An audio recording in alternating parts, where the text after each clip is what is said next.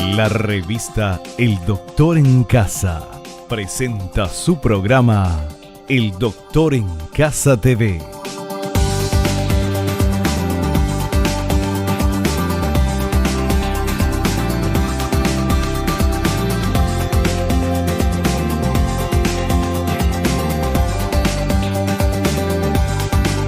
Con la conducción de Vivi Landó.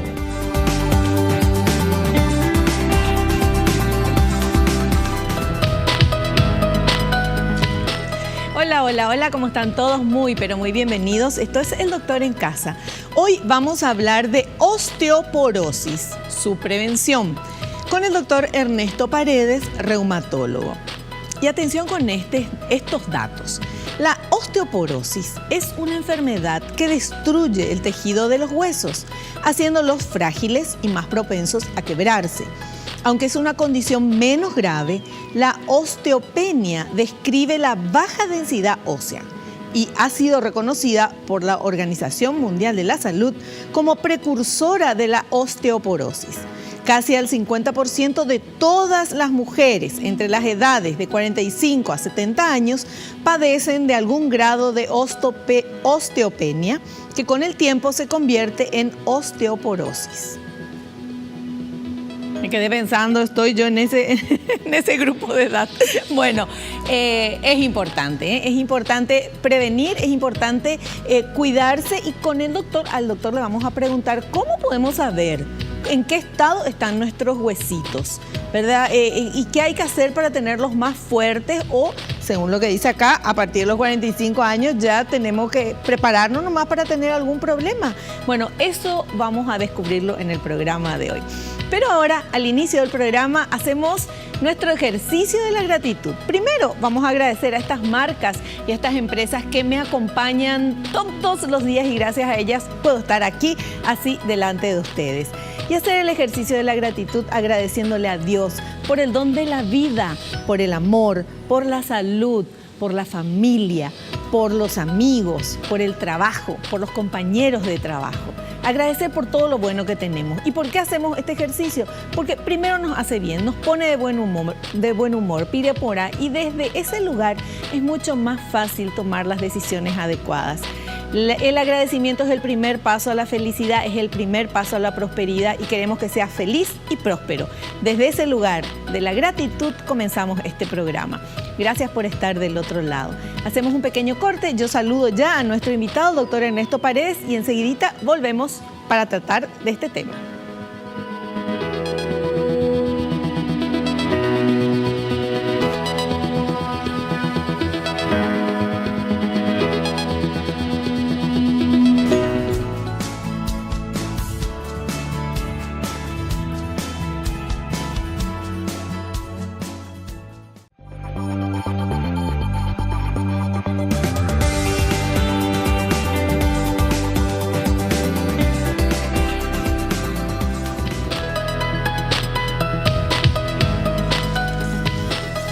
Estamos con nuestro invitado, el doctor Ernesto Paredes, reumatólogo. Doctor, bienvenido al programa. ¿Cómo estás? Bien, gracias, Vivi. Placer la invitación. Estoy para servirles, para hablar un poquitito sobre la osteoporosis. Sí. La osteoporosis es una enfermedad que se la llama la enfermedad silenciosa, porque ocurre silenciosamente, sí, hasta que llega un momento en el cual existe una caída y hay una fractura, y había sido que teníamos un paciente con una osteoporosis. Normalmente el hueso sirve para sostener las estructuras del cuerpo, y desde el nacimiento hasta, digamos, la edad adulta joven, uno va ganando calcio en los huesos, se va depositando el calcio en los huesos, y eso es lo que se llama densidad mineral ósea. Uno va ganando de a poco, es lo mismo que uno vaya ahorrando, sí, una caja de ahorro, hasta que llega un momento en el cual el cuerpo ya no ahorra, sino que empieza a gastar sus ahorros. Eso ocurre en las mujeres en la edad perimenopáusica, entre los 45 años aproximadamente, y en los varones un poco más adelante. El mito de que la osteoporosis es solo un problema de mujeres no es cierto. El varón también tiene osteoporosis. ¿A partir de cuántos años Y más o menos el varón? aproximadamente a partir de los 55, aproximadamente el hombre empieza a perder el calcio, que también ganó durante su edad de ahorro de calcio. Normalmente el ser humano pierde el 0,1% de calcio de los huesos a lo largo de los años hasta que llega ese momento, la menopausia, 45 años aproximadamente, o 55 años del varón, y eso se dispara. De 0,1% uno empieza a perder más del 5%, algunas veces mucho más, rápidamente. Y uno no se da cuenta de eso, ¿verdad? Uno no se da cuenta porque... O sea, vos te sentís bien, haces, caminás, alzás las cosas, estás fuerte aparentemente, pero tu huesito está... se van debilitando.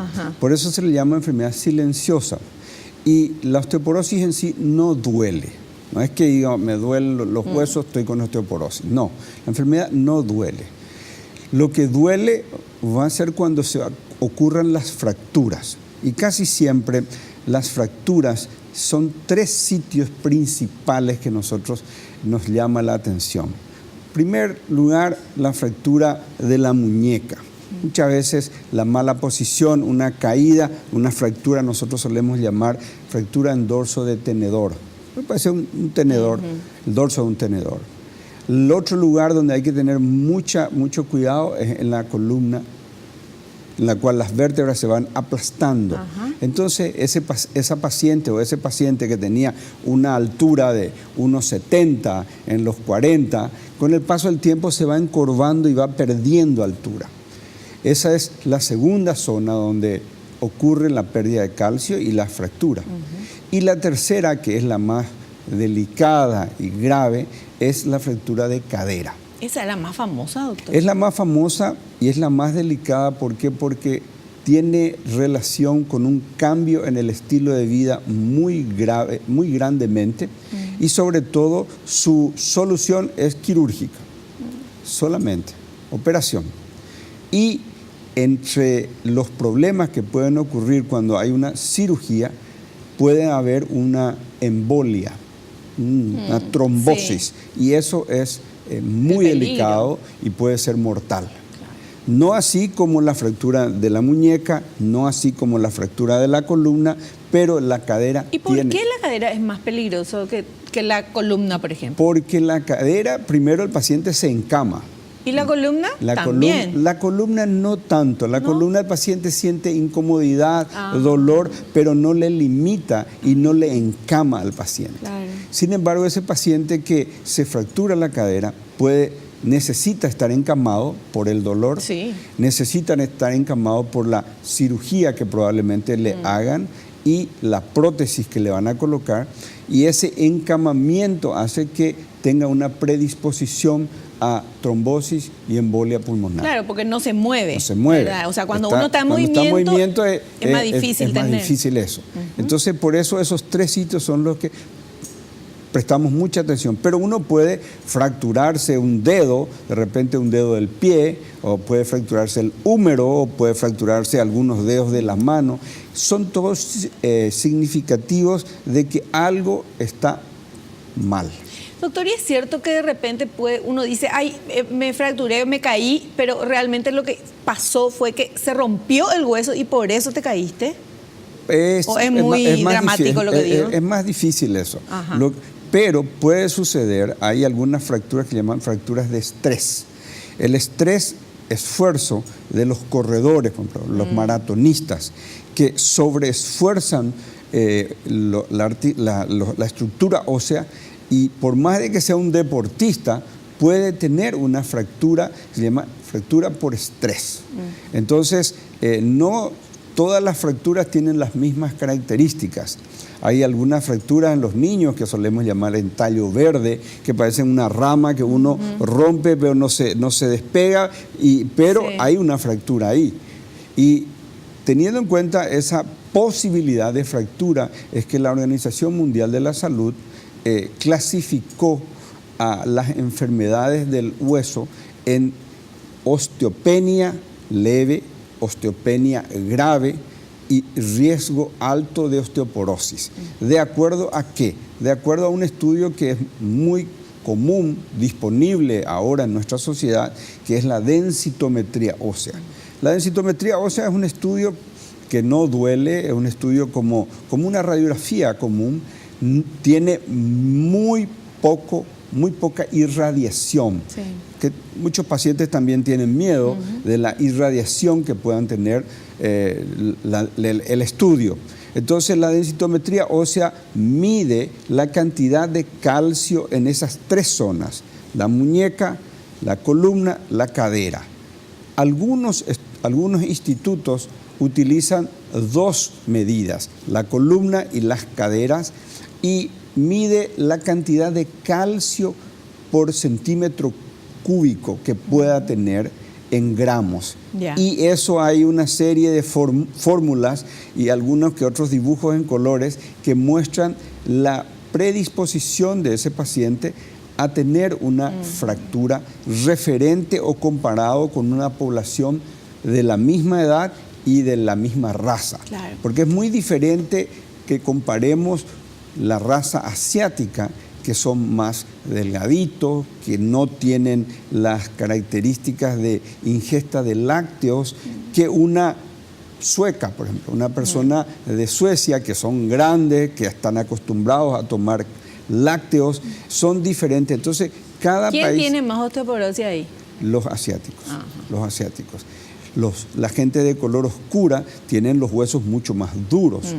¿Por qué? Porque los huesos se fortalecen no solo con la ingesta de elementos que el cuerpo no produce, el cuerpo no produce calcio, entonces hay que ingerir. Sí. Y hay todo un debate médico y mediático referente a eso, del lácteo, la procedencia del lácteo, pero el cuerpo humano no produce calcio. O sea, necesita calcio de alguna manera. Entonces, ya sea por la alimentación o ya sea por la medicación, hay que suministrarle lácteos para poder... Pero digamos, el calcio está solamente en los lácteos, doctor. No, hay otros alimentos que tienen calcio. Por ejemplo, tenemos el caso de las semillas de tipo chía, por ejemplo, que tiene calcio.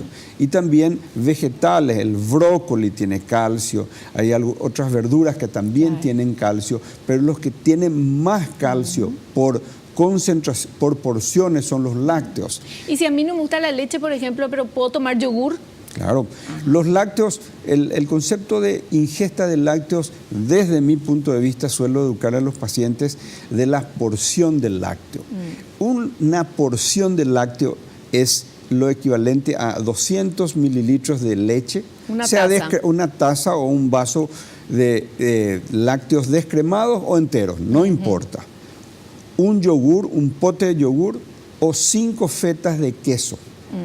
Diarios. Son 3 porciones de lácteos. Uno puede decir, a mí me gusta la leche y toma 3 vasos de leche. A mí me gusta el yogur, bueno, si se puede tomar 3 yogures en el día o mezcla fetas de queso con yogur y con leche, entonces se complementa lo mínimo que se necesita. ¿Eso es para gente mayor? Eso es para gente mayor de todas las edades. Hay épocas en las cuales el niño, la gestante o un paciente ya con una necesidad especial por una fractura necesita aumentar un poco más. Entonces nosotros, aparte de estimular la alimentación, también le damos formulaciones de calcio. Y hay que tener en cuenta que el calcio, las formulaciones de calcio tienen diferentes sales. Hay carbonatos de calcio, hay citratos de calcio. ¿Y eso qué tiene que ver? Muchas veces el paciente dice, doctor, yo estoy tomando 500 miligramos de calcio. Y le preguntamos, ¿qué calcio? Y vemos que es carbonato. El carbonato hay que tomar con el estómago vacío para que se absorba. Sin embargo, la otra sal, que también tiene 500, pero se llama citrato, se puede tomar antes, durante o después de las comidas. ¿Y cuál es mejor? Cualquiera de ellos. Pero la manera de tomar es lo que implica el resultado. Claro, porque para el problema del calcio hay que tener tres momentos. la ingestión del calcio, la absorción del calcio y la fijación del calcio. Uno ingiere el calcio, si al ingerir ya se ingirió mal, no se va a absorber. Y si uno ingirió bien, pero tiene poca vitamina D, no se absorbe. Y si uno ingirió bien, absorbió bien, pero no tiene fijador, entonces eso no llega al hueso. Claro, y el fijador es la vitamina D. Bueno, vamos a seguir hablando. Esto tenemos que hacer un corte, volvemos enseguida. Esto está genial. Yo le voy a preguntar una cantidad de cosas al doctor a la vuelta del corte. Excelente.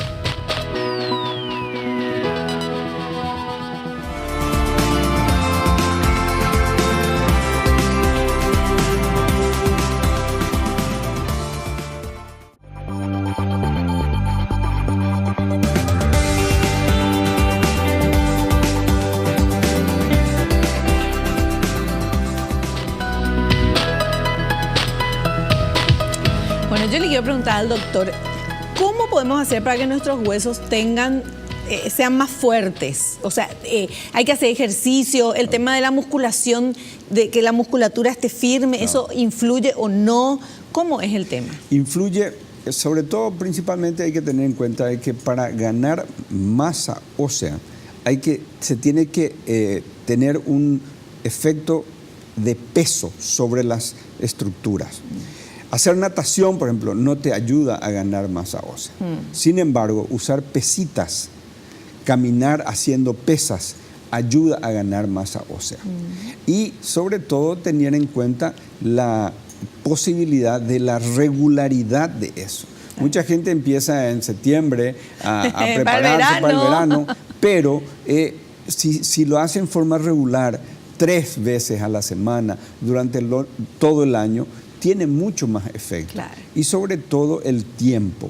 El paciente es el dueño de su cuerpo y cuando su cuerpo empieza a sentir que después de 45 minutos empieza a molestarse el ejercicio, eso significa que su límite era un poco menor, 30 minutos. Entonces uno dice, bueno, genial, están los deportistas de fines de semana que hacen 3 horas de ejercicio. Se matan haciendo ejercicio. Y no sirve. No sirve. Claro. Ahora, doctor, otro mito que le quiero preguntar, pero no tiene que ver con la osteoporosis, pero sí tiene que ver con los huesos. ¿Es cierto eso que hay gente que tiene huesos más grandes, huesos más chicos? Famoso, uno se pesa en la balanza. No, lo que pasa es que yo tengo los huesos más grandes y por eso peso más. ¿Eso es cierto? Y mira, relativamente es cierto, porque estructuralmente, genéticamente hablando, hay diferencias. Es muy diferente unas personas, por ejemplo, los alemanes o los holandeses, que tienen huesos, entre comillas, estructura ósea mucho más conformada que los asiáticos mismos. Claro.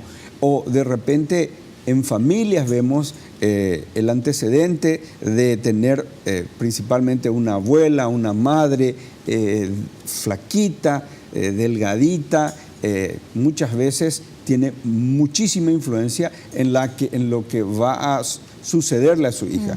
Por eso yo suelo decirle a las pacientes cuando van con su hija, mira, hija, lo que va a hacer... Sí, hay que mirar a la mamá. A la mamá, exactamente. Eso va a ser eso. Y también hay que tener en cuenta algunos factores muy interesantes. El cigarrillo es negativo, muy negativo para la salud ósea. El café en abundancia, sobre todo cuando se pasan las 4 o 5 tazas de café negro al día, también tiene su importancia. Las gaseosas, los refrigerantes gasificados por unos componentes del gasificante, también tienen mucho que ver con eso. Y sobre todo, algunos elementos indirectos. El alcohol, por ejemplo. Sí. El alcohol, ¿por qué? Porque el alcohol, al producir una inestabilidad, un mareo, hace que la caída sea más posible. Y es peligroso. Cosas tan inverosímiles como el medio ambiente en la casa, o los niños que dejan sus juguetes, el abuelo que no logra prender la luz a tiempo, se resbala, se cae. Hay que tener Son mucho detalles importante en el medio ambiente de la casa del paciente. Perfecto. Doctor, nosotros tenemos un montón de materiales que vamos a ir pasando, yo me pasé hablando con usted, y vamos a ver, porque esto es muy interesante y nos va a ir explicando después. comenzamos con este que habla de osteopenia. A ver.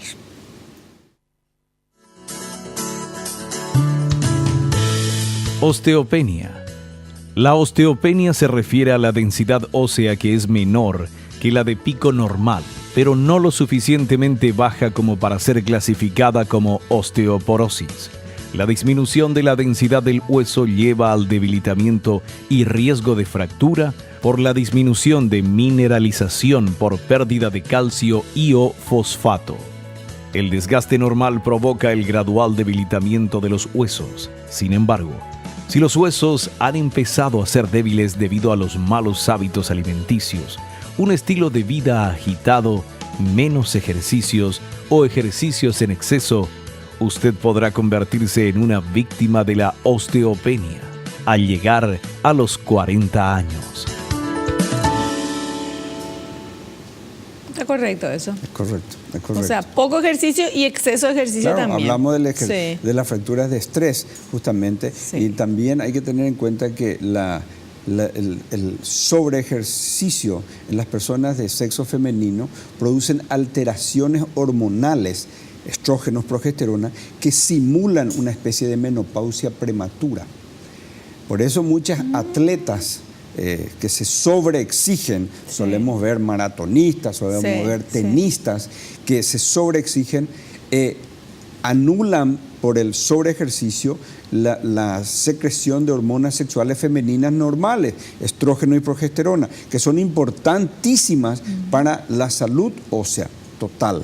Entonces, al alterar eso, su cuerpo tiene un hueso envejecido prematuramente. Qué bárbaro. Bueno, vamos con este siguiente material, por favor. A ver. Factores de riesgo de la osteopenia. Las mujeres tienen una densidad ósea máxima más baja debido a que la pérdida de masa ósea se acelera con los cambios hormonales en el momento de la menopausia. Tanto en hombres como en mujeres, los siguientes factores pueden contribuir a la osteopenia: trastornos de la alimentación o el metabolismo, que no permiten al cuerpo absorber y utilizar suficientes vitaminas y minerales, quimioterapia o ciertos medicamentos, exposición a la radiación, predisposición genética a la osteopenia y osteoporosis, limitada o excesiva actividad física, fumar, consumir regularmente bebidas de cola, consumo excesivo de alcohol. ¿Cierto? Es cierto. Lo que ya nos decías anteriormente. Uno de los medicamentos que en nuestra población se utiliza y algunas veces se sobreutiliza es, por ejemplo, el omeprazol. Sí. El omeprazol es una medicación que se usa para el control de la acidez, la gastritis, pero con control regular del médico, ajustando los niveles de otros medicamentos y las necesidades de calcio, se pueden evitar sorpresas. Doctor, ese medicamento como chicle la gente tiene y toma todos los días para que no le haga mal algo al estómago y todo. O sea, no debe ser así. No tendría que ser así. Es por eso que en otros países, desde luego, en nuestro país nosotros vamos a la farmacia y compramos lo que queremos. Pero en otros países hay medicaciones que le llaman de sobre el mostrador, over the counter. Y el omeprazol es uno de ellos que se puede comprar, pero la dosis es 1/3 de la que es la dosis medicada. Ah, sí. Y sí. Entonces, pueden vender con una dosis, con menos dosis, el paciente puede, la persona que necesita puede comprar, pero la dosis es medio inocua en forma normal. Ya. Perfecto. Bueno, y vamos con el siguiente material que habla de, seguramente vos querés saber como yo, los síntomas y los signos de la osteopenia, porque supuestamente no nos damos cuenta. A ver.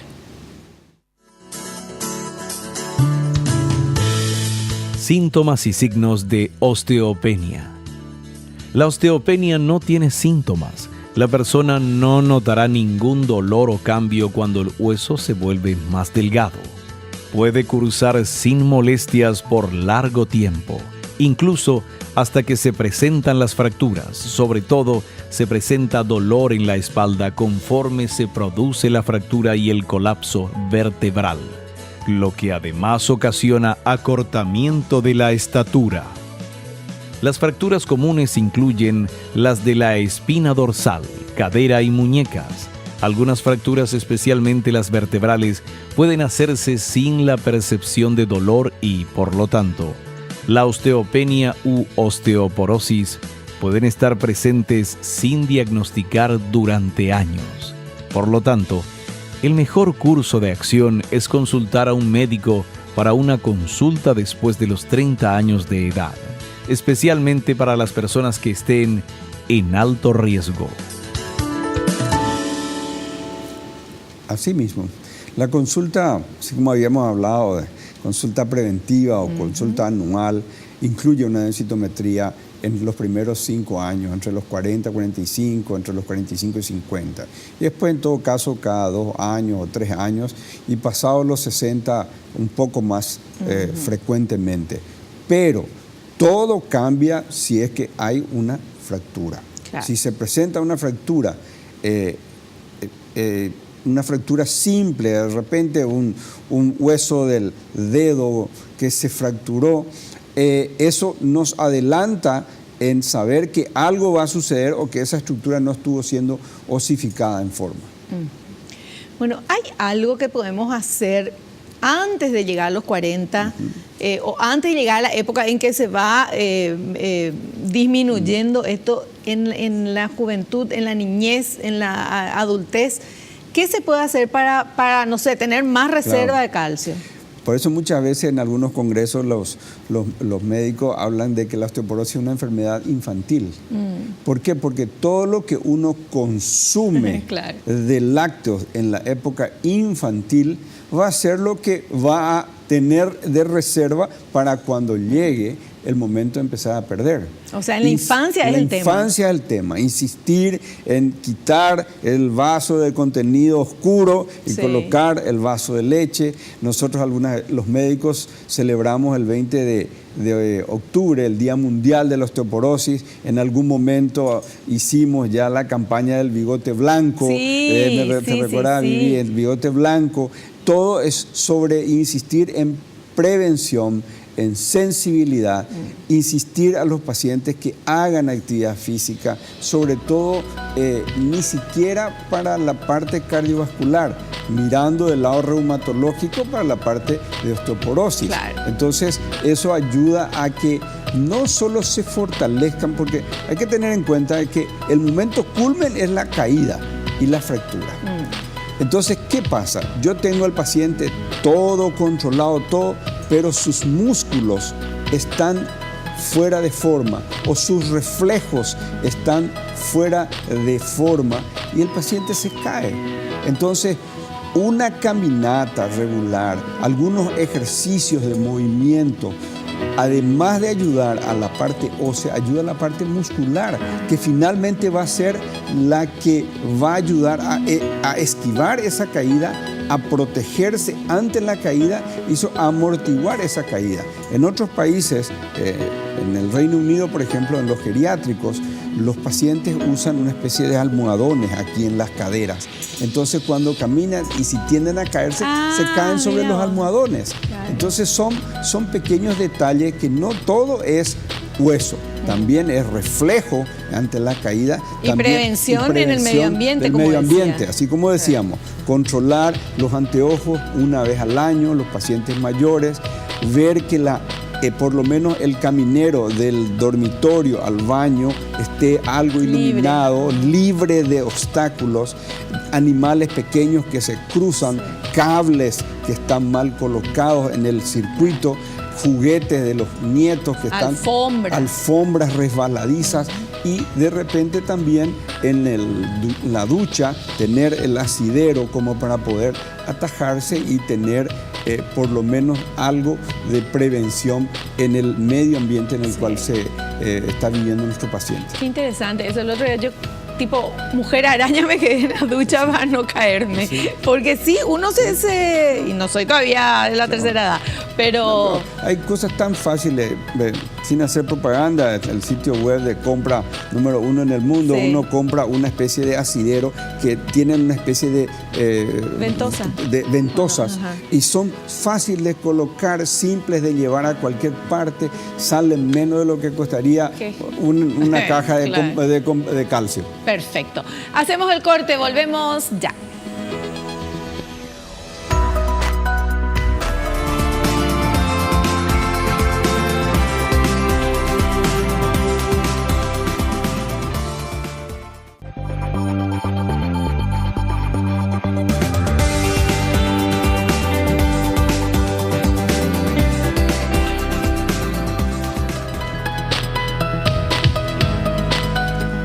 Continuamos hablando de osteoporosis, su prevención. Y ahora vamos a ver este material que nos habla de los tipos de osteoporosis.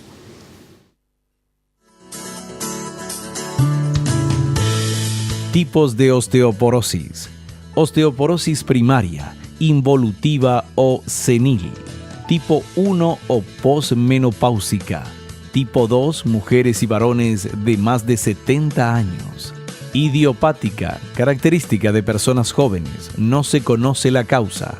Osteoporosis secundaria, favorecida por factores alimentarios, dieta baja en calcio o problemas en la absorción del mismo. Enfermedades endocrinológicas, como diabetes mellitus, hiperparatiroidismo o hipertiroidismo, enfermedades metabólicas como intolerancia a la lactosa, amenorrea o falta de la menstruación, enfermedades genéticas, uso prolongado de determinados fármacos, enfermedades del hígado, alcoholismo, insuficiencia renal crónica o inmovilización.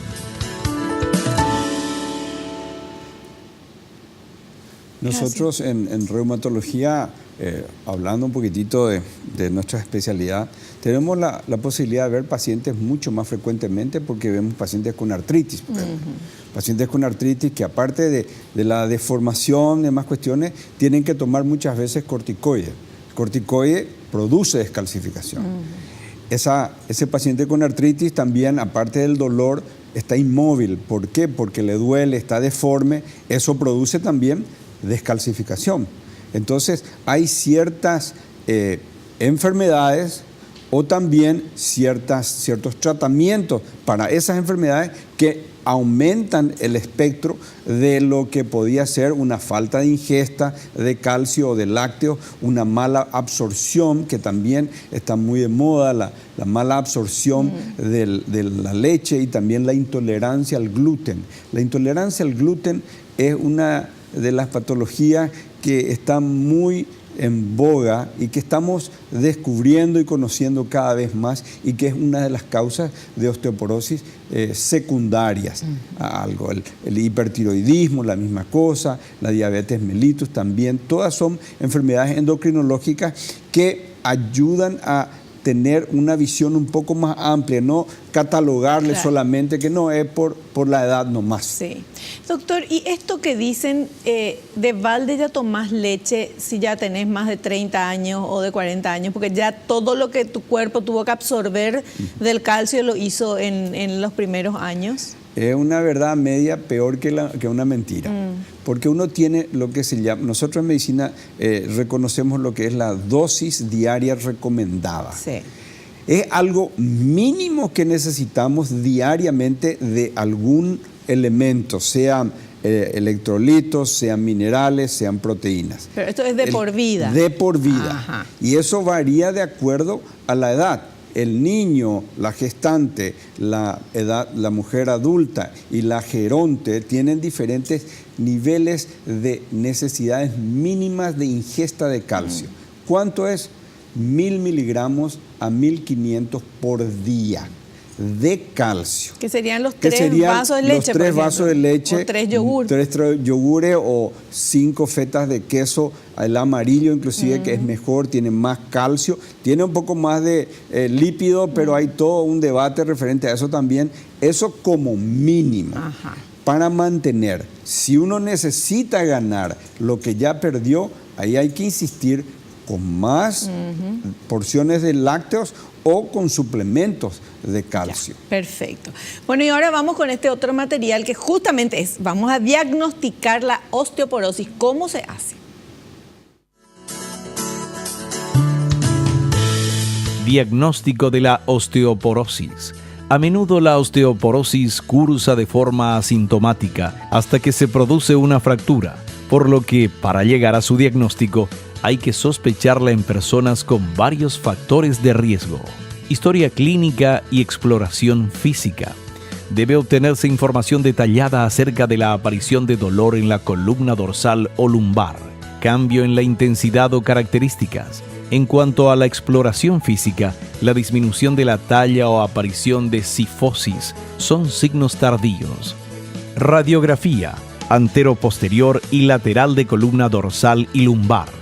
Es de gran utilidad para identificar fracturas localizadas y determinar la altura de los cuerpos vertebrales, pero su valor es muy limitado para determinar la masa ósea, ya que solo se observa cuando ésta es importante, generalmente superior al 30%. Análisis de laboratorio. La fosfatasa alcalina es una sustancia de la sangre que aumenta en la osteoporosis cuando se está reparando una fractura. Densitometría. Es una exploración que utiliza dosis bajas de rayos X para determinar la masa ósea. Previamente se utilizaban la tomografía axial computarizada y la resonancia magnética. Justamente nosotros muchas veces, un cardiólogo pide una radiografía de tórax, mira y ve la columna muy opaca, con poco calcio, y nos dice, bueno, esto hay que investigar. Llegamos tarde. Cuando uno ve en la radiografía un hueso ya deslucido, con poca cantidad de luminosidad, significa que tiene ya mucho más que menos de 30% de calcio perdido. Es decir, llegamos tarde. Claro. Lo que se indicaría sería en su control anual entre los 35, 40 años, hacer una densitometría ósea de base como para poder saber cómo actuar. De repente tenemos suficiente y volvemos a pedir a los 45, pero por ahí tenemos la oportunidad de encontrar una paciente a quien podamos identificar y ayudarla tempranamente. Claro, que no llegue a. Y eso ahora podemos. Lastimosamente no en todos los hospitales públicos hay Eso te iba a preguntar. En el hospital de IPS hay, en la Facultad de Medicina hay, pero no sé en el Hospital Nacional y ya en los otros hospitales tampoco. Claro, porque no todo el mundo lastimosamente tiene un seguro médico privado, claro. No todo el mundo tiene IPS, claro. Lastimosamente. Claro. Entonces hay que ver salud pública, claro. En dónde se puede encontrar, claro. ¿Verdad? Así mismo. Y también, desde luego, las pruebas de laboratorio, la medición de la cantidad de calcio en sangre. Eso se puede hacer. Se puede hacer, se puede medir, entonces uno sabe, pero la medición del calcio en sangre es una medición de ese momento. Entonces, nos da la idea de cómo está en ese momento. Bueno, pero tanto no cambia de un día para otro, claro, ¿o sí? Puede cambiar, no te digo de un día para otro, pero entre controles y controles podemos notar diferencias, y está el calcio iónico, que es más específico del hueso, y otras enzimas como de repente la fosfatasa alcalina, y también hay otros marcadores de mucho recambio óseo. Está el NTX, que solemos pedir también, o el Pirilinx, que son también marcadores de mucho recambio óseo. El hueso es una estructura, digamos, dinámica. Así como empieza a crearse, en el otro lado se empieza a perder, pero en ese lugar se vuelven a regenerar constantemente. Doctor, explícanos cómo es el hueso, porque nosotros pensamos, que los que no somos médicos, pensamos que el hueso es una cosa dura, así que ya está, como un mármol, como una cosa así que no puede modificarse. Sin embargo, entra sangre, tiene... Contanos cómo es. El hueso en sí tiene una estructura externa, que es digamos, la corteza, y dentro está libre, donde hay una sustancia, una estructura que se llama médula ósea. Sí. Dentro de eso es blandito. Eso es blandito. Ajá. Eso es lo que la gente llama el caracú. Caracú, sí. Tuétano. Entonces, esa estructura interna es la que produce la sangre. Sí. Pero esa estructura interna también está sostenida por redecillas de hueso. Entonces está la corteza, que es la parte dura, el carozo, y la parte interna que tiene redecillas, o se llaman espículas óseas. Y en medio de las espículas óseas se ubican la estructura que se llama médula ósea. Y el hueso en sí tiene una parte, digamos, media, que se llama metáfisis, la parte media, y después la parte de los extremos, que se llaman diáfisis. Casi siempre las fracturas se suceden en el medio. Inclusive hay algo que es interesante de hablar, que los fijadores de calcio, la medicación de los fijadores de calcio no se pueden utilizar indiscriminadamente por muchísimo tiempo, porque producen un hueso, recalcifican el hueso de diferente manera y predisponen otra vez también a fracturas.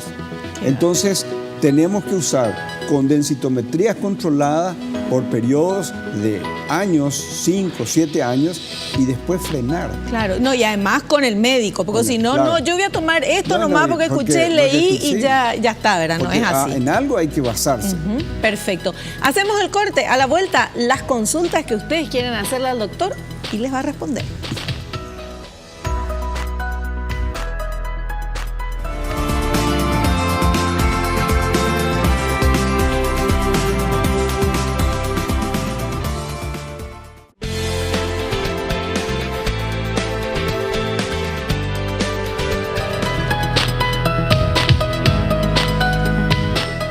Y ahora las consultas que ustedes están haciendo en redes sociales para nuestro invitado. Vamos con esta primera consulta, por favor.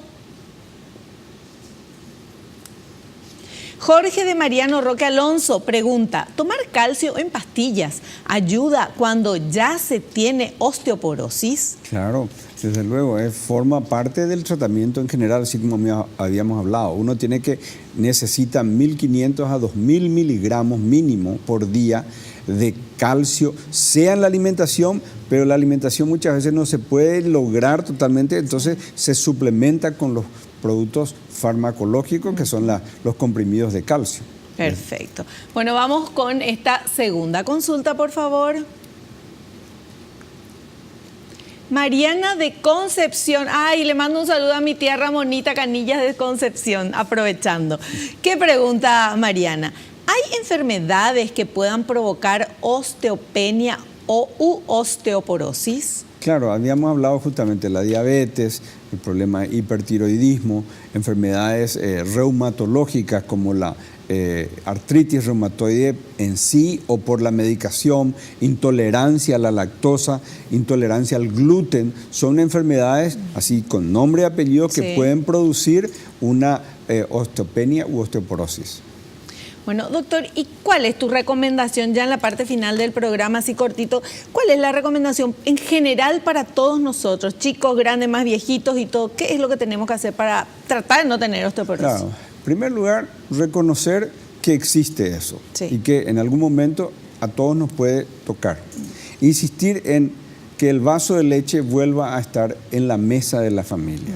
Mucha gente compramos con gusto las bebidas refrigerantes y que pueden mal acostumbrar y desapareció. Uno suele ver en los programas de televisión en Estados Unidos, ellos insisten en el vaso de leche en la mesa, con el almuerzo, con la cena y volver a insistir en eso, insistir en que haya actividad física, en que el paciente se mueva, sobre todo consulte con su médico de familia sobre los medicamentos que está tomando o que se está automedicando o que está tomando sin control.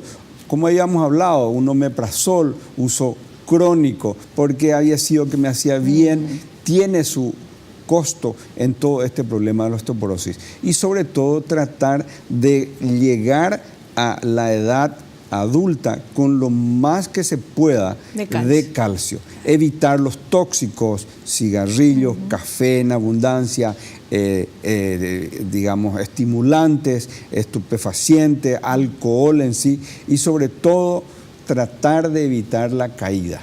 la caída, sea con una buena iluminación en la habitación, sea con un asidero en el baño, sea con un control ocular oftalmológico una vez al año, ver que las mascotas no estén correteando por dentro de la pieza y sobre todo tener en cuenta de que si se cae empieza una nueva vida para el paciente, porque casi siempre si es paciente con una osteopenia importante se va a fracturar. Y eso cambia la vida al paciente y a la familia. Así mismo. Bueno, por eso la prevención es lo mejor y es lo que estuvimos hablando acá con nuestro invitado. Doctor, queremos agradecerte la presencia y la paciencia para explicarnos todo. Muchísimas gracias y te esperamos en un próximo programa. Muchas gracias, mi respeto y a las órdenes. Muchísimas gracias. Y nosotros nos despedimos hasta el próximo programa, si Dios así lo permite. Espero que te haya gustado, que hayas aprendido como lo hicimos todos aquí. No te olvides lo que te digo siempre, porque es cierto, naciste para ser feliz, no te conformes con menos. Chao, chao.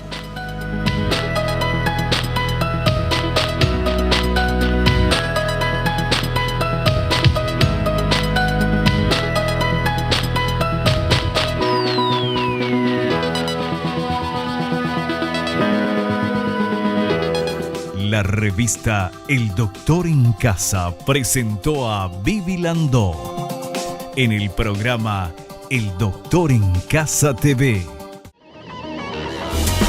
Fue una realización de Alicante.